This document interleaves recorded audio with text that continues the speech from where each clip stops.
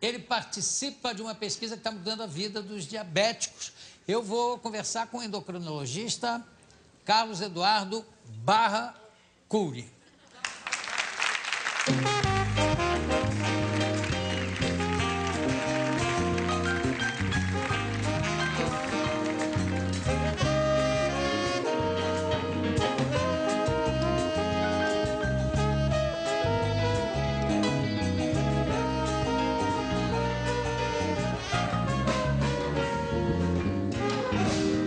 O Alex, toda vez, ele cada vez mais está tentando puxar a cadeira para eu cair no chão.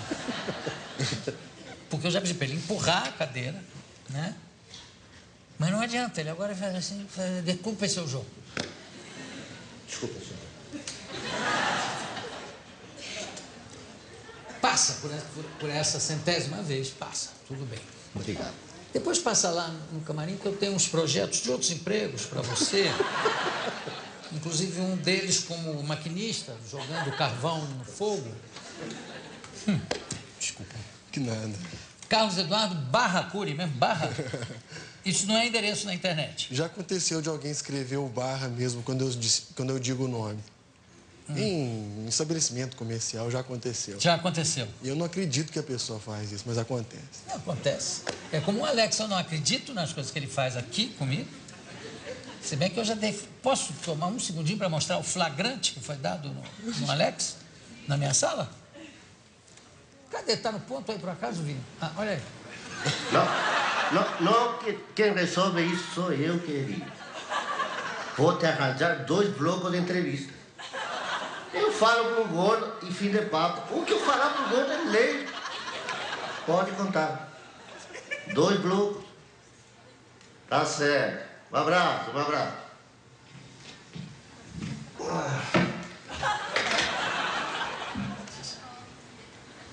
Cadê o gênio? Desculpa. Tô falando com as paredes, caralho. Rápido, hein?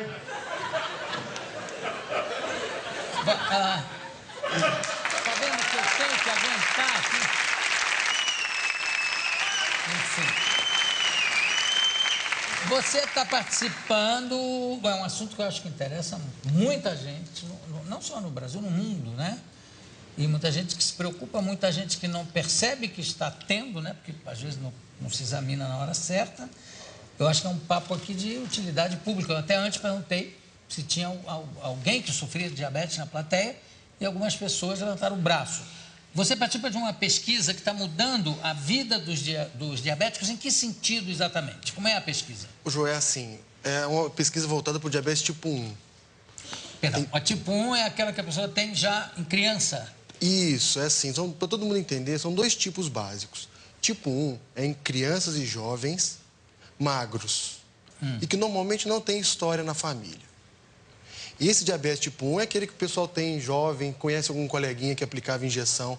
Que anda com a injeção. Anda. E tem que tomar pro resto da vida. Várias vezes ao dia, pro resto da vida. É uma doença que, até o surgimento da insulina, que foi em 1922, uma dupla de canadenses, o paciente tem uma clínica na Harvard, que é a primeira clínica do mundo. Ela foi fundada em 1898. 1898. Então, o fundador da clínica, o Elliot, ele dava medalhas para pessoas que completavam 3 anos de vida. 3 anos? Do nascimento aos 3 anos? Não, com a doença. A doença não necessariamente vem ao nascimento, vai vir numa idade jovem. A tipo 1 se manifesta geralmente em que idade? Olha, ela pega numa faixa... Ela pode acometer qualquer idade, mas é mais em criança e jovem. Tá bom, desculpa a minha insistência, mas criança com que idade? 5, 6, 7, 8 anos. E aí manifestou, tinha 3 anos de vida?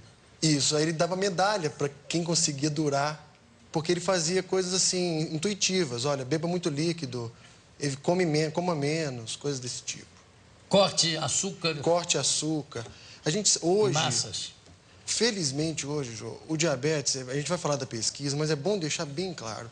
O diabético hoje consegue controlar a glicose, hoje, em 2010, com qualidade de vida. Isso é com muito gosto que a gente gosta de deixar claro. Os aparelhinhos de medir glicose, hoje, é um furinho pequeno, uma gotinha mínima de sangue, sai o resultado em 5 segundos.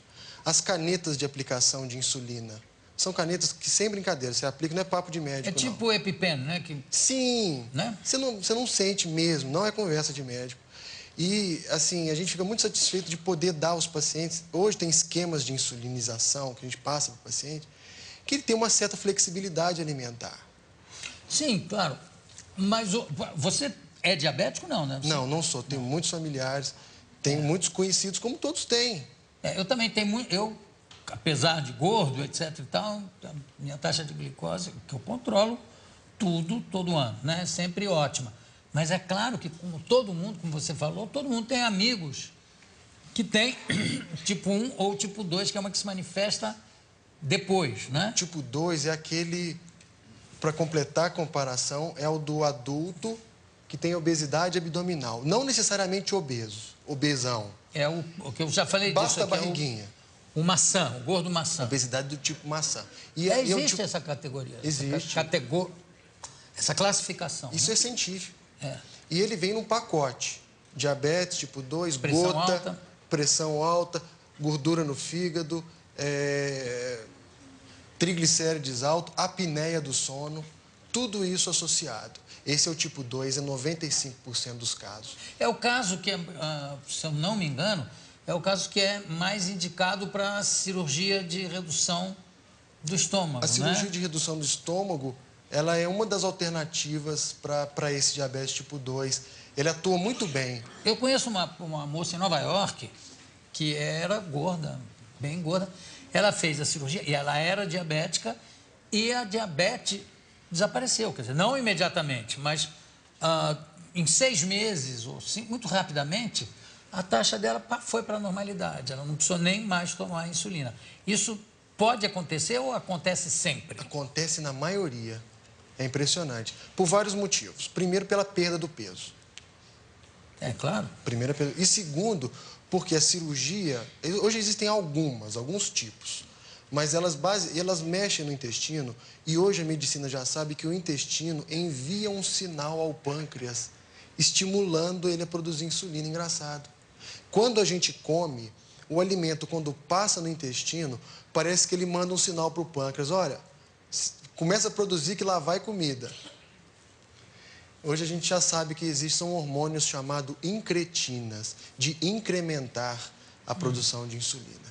Como tem uns que provocam um apetite voraz. Sim. Né? Tipo, sei lá, a grelina. Sim, que manda o intestino, mensagem. o estômago são órgãos endócrinos também.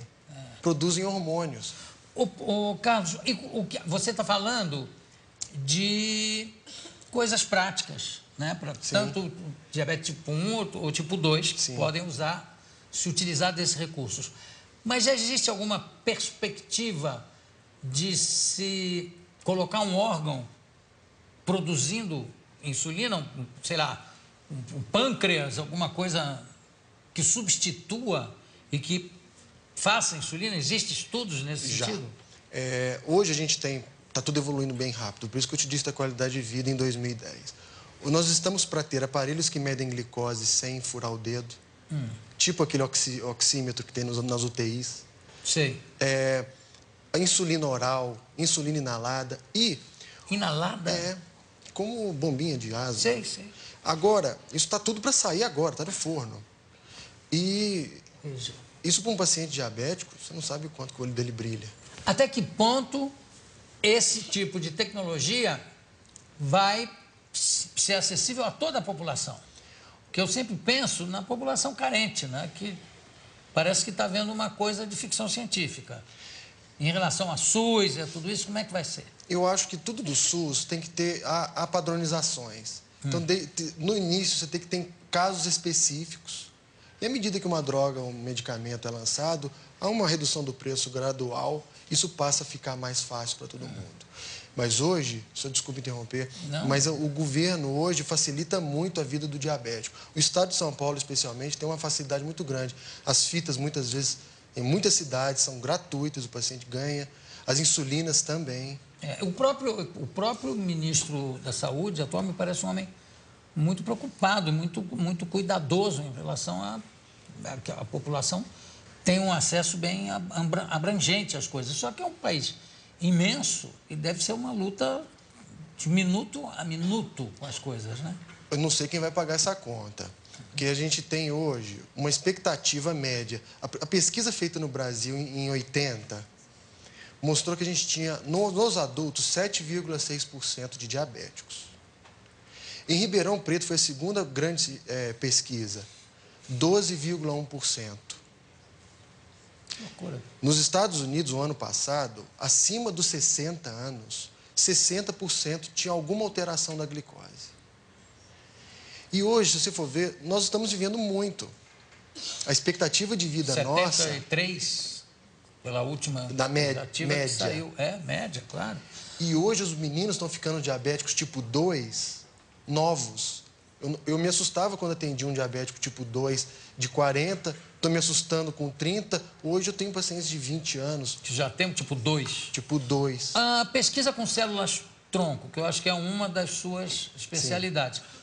Pode levar a uma cura da diabetes? Ou do diabetes, eu não sei, afinal. Dá ou do. Tanto faz. Desde que você não tenha. Mas aí? Mas o diabetes, nossa pesquisa é para diabetes tipo 1. Aquele da insulina, do jovem. Sim. Então, o que a gente faz? O diabetes tipo 1, Jô, é considerado uma doença autoimune. O que é isso? O sistema imunológico, que é feito para proteger a gente... Ataca. Começa a auto-atacar. A medicina até hoje não sabe por que o indivíduo X desenvolve e o outro não. A medicina não sabe. Então, o que a gente faz? A gente desliga esse sistema imunológico como se fosse um computador. Desliga, com quimioterapia. E liga de novo com as células-tronco do próprio paciente. Então, esse fenômeno de desligar e ligar tem um nome que todo mundo conhece que chama reset imunológico. Dá um boot no cara. Dá um boot. Religa. E o nosso centro, na USP, em Ribeirão Preto, já tinha um grande know-how. O professor Júlio Voltarelli conseguiu juntar um grupo muito grande que já tratava outras doenças autoimunes, Sim. como lúpus, como artrite reumatoide, esclerose múltipla. Tem uma terrível, que é o fogo selvagem, que eu não sei qual é o nome. Me falhou aqui agora. Pênfigo. Que acontece muito, se não me engano, na região de Franca, eu não sei. É o pênfigo. Por que essas coisas são localizadas? Não se sabe.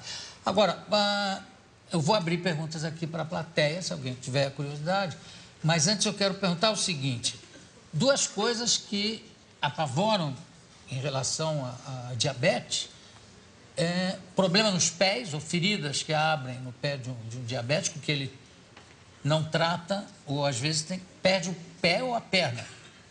E também a visão, a vista, né? Quando a diabetes severa começa a atacar a vista, como é que é? Eu vi uma entrevista sua sobre amputações. É verdade. E, assim, não é... Muitos pensam assim, olha, quando a glicose está 400, 500, começa a dar esses sintomas. Não precisa. O diabetes, se você tiver acima do normal, vamos dizer, todo mundo em jejum de 8 horas não passa de 100. Isso.